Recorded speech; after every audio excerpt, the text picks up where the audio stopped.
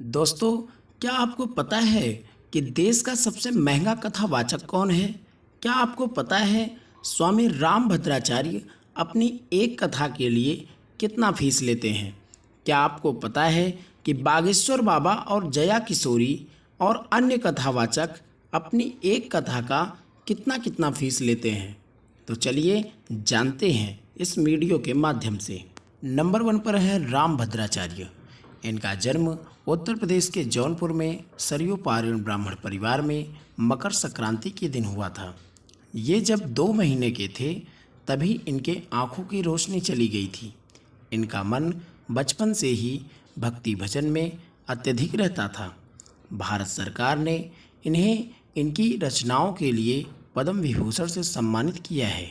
रामभद्राचार्य जी अपने बयानों को लेकर आए दिन काफ़ी चर्चा में रहते हैं। रामभद्राचार्य जी अपनी एक कथा का 5 लाख रुपए से 10 लाख रुपए की फीस लेते हैं। दूसरे नंबर पर हैं जया किशोरी। इनका जन्म राजस्थान में एक ब्राह्मण परिवार में हुआ।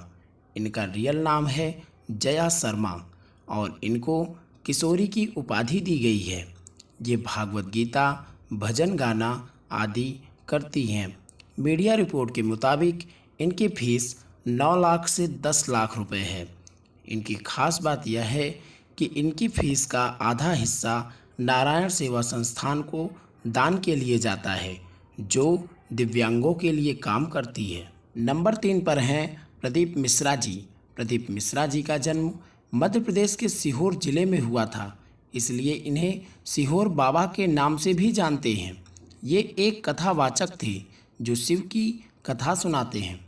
भगवान भोलेनाथ की ऐसी कृपा हुई कि ये धीरे धीरे बहुत बड़े और प्रसिद्ध कथावाचक बन गए। प्रदीप मिश्रा जी अपनी एक कथा का 17 से 18 लाख रुपए लेते हैं। और दोस्तों, नंबर 4 पर हैं अनिरुद्धाचार्य जी महाराज। इनका जन्म मध्य प्रदेश के जबलपुर में हुआ। इन्होंने बचपन में ही हनुमान चालीसा कंठस्थ कर लिए थे और धीरे धीरे भागवत गीता जैसे अन्य ग्रंथों का अध्ययन करना शुरू कर दिया था। वो अपनी पढ़ाई पूरी करके वृंदावन चले आए और संत गिरजा शास्त्री से दीक्षा प्राप्त किए। ये एक कथा की फीस लगभग 12 से 15 लाख रुपए लेते हैं। इनके पास वृद्धाश्रम भी है जिसमें वृद्ध माताओं की सेवा होती है। और नंबर 5 पर हैं देवकी नंदन ठाकुर। इनका जन्म उत्तर प्रदेश के मथुरा में हुआ था।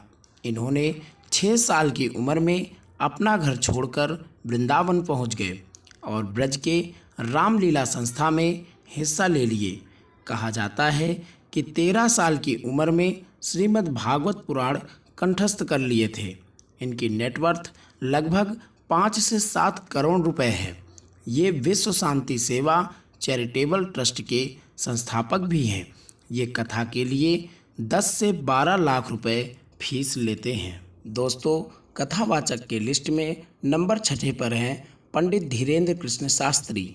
इनका जन्म बुंदेलखंड के छतरपुर जिला गढ़ा गांव में हुआ।